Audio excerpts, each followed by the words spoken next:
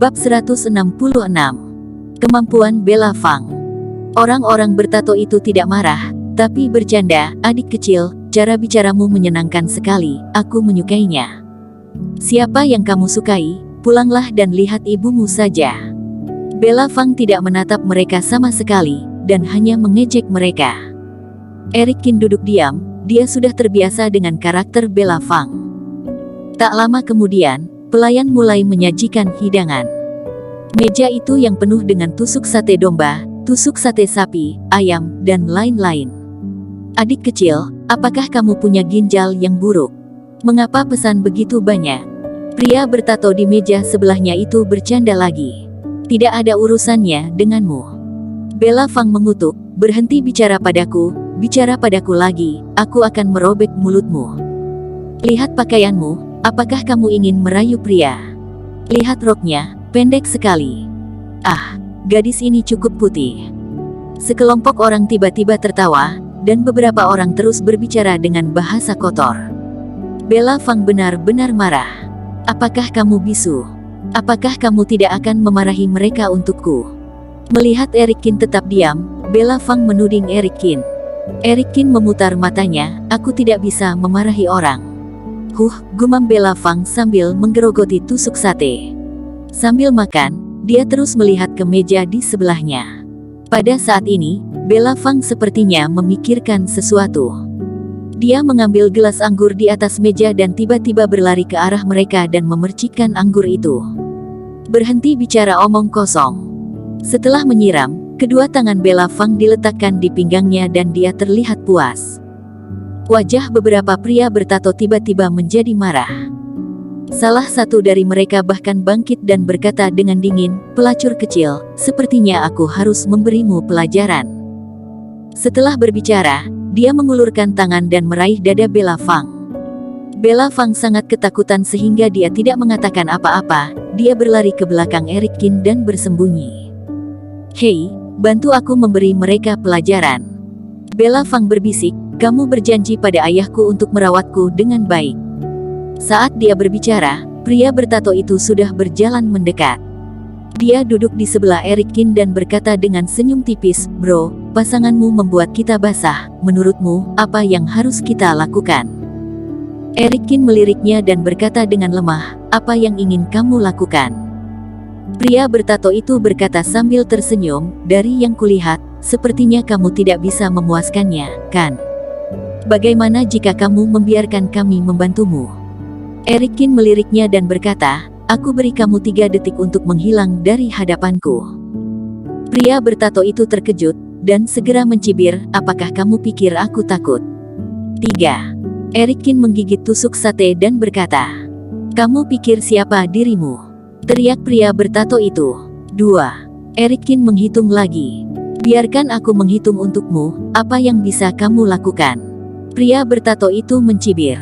Eric Qin meliriknya, lalu tiba-tiba mengangkat tangannya dan menamparkan wajahnya. Tamparan itu langsung membuatnya pingsan, jatuh ke tanah dan tidak berdiri lagi. Sudah kuperingati. Eric Qin menggelengkan kepalanya. Semua orang di meja tercengang, temannya itu baru saja ditampar dan pingsan. Kalian lihat, kan? Jika kamu berani mengganggu aku, kalian akan berakhir seperti dia. Bella Fang melangkah dan berkata dengan arogan. Beberapa pria bertato melirik ke arah Eric Qin dan berkata, hei, apakah kamu tahu siapa kami? Partai Dragon Biru, pernahkah kamu mendengarnya? Eric Qin mengerutkan kening, aku peringatkan lagi, lebih baik jangan ganggu aku makan. Beberapa orang mengangguk, mereka menunjuk ke Eric Qin dan berkata, lihat saja nanti. Setelah itu, beberapa orang naik ke mobil dan pergi. Hei, jika aku memiliki kemampuanmu, aku pasti sudah merobek mulut mereka. Bella Fang masih marah. Eric Qin menghela napas, kamu benar-benar pembuat onar. Aku tidak bisa disalahkan, mereka yang datang untuk mencari kesalahan. Bella Fang menjulurkan lidahnya. Setelah beberapa saat, pelayan datang. Dia berbisik kepada Eric Qin, adik kecil, kamu lebih baik cepat pergi. Mereka adalah orang-orang dari Partai Dragon Biru, kamu tidak mampu mengatasi mereka. Hampir semua toko di sini berhutang pada mereka, Jika mereka berkumpul, ratusan orang akan datang. Apakah ini grup ilegal? Bella Fang berkata dengan acuh tak acuh, berarti aku harus mengajari mereka hari ini. Setelah berbicara, Bella Fang mengangkat telepon dan melakukan panggilan. Dia berkata dengan genit di telepon, Paman Yu, aku diintimidasi di kota D, apakah kamu peduli? Paman Yu di telepon berkata tanpa daya, Bella, ada apa lagi? Bella Fang berkata dengan tidak senang, kenapa kedengarannya seperti aku merepotkanmu? Seseorang bernama Partai Dragon Biru ingin membawa aku pergi, dan berkata bahwa dia akan menjual aku, apakah kamu tidak peduli? Paman Yu di sisi lain telepon itu mengerutkan kening, dan berkata dengan dingin, benarkah? Tentu saja itu benar. Bella Fang berkata dengan serius, kasihan sekali, menyedihkan sekali. Paman Yu hendak tertawa, dia berkata tanpa daya, beri aku alamatnya, aku akan segera ke sana. Oke. Bella Fang setuju sambil tersenyum. Setelah telepon terputus, Erikin mengerutkan kening dan berkata, siapa yang kamu telepon?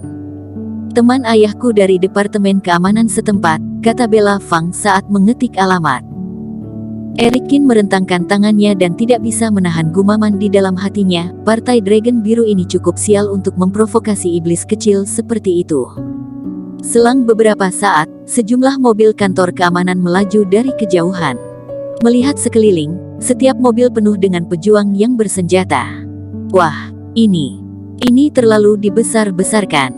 Para tamu di sekitarnya tidak bisa menahan untuk berpendapat. Apakah akan ada pertengkaran? Sepertinya Partai Dragon Biru akan kalah telak kali ini. Setelah mobil berhenti, seorang pria paruh baya dengan fitur wajah oriental datang. Paman Yu. Bella Fang berlari. Paman Yu membelai kepala Bella Fang dan berkata, di mana mereka?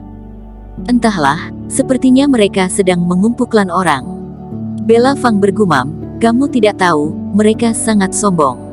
Paman Yu mengangguk dan berkata, kalau begitu kita tunggu saja di sini, biar disajikan dalam satu pot. Segera, Paman Yu berbalik dan berteriak, semua orang dengarkan aba-abaku, bersiaplah. Ya, suara para pejuang bergema di seberang jalan. Setelah beberapa saat, sejumlah mobil melaju di kejauhan, yang datang adalah anggota Partai Dragon Biru. Bersambung. Terima kasih telah menonton video ini sampai akhir. Jangan lupa subscribe dan nantikan kisah episode selanjutnya hanya di Novel Story. Salam.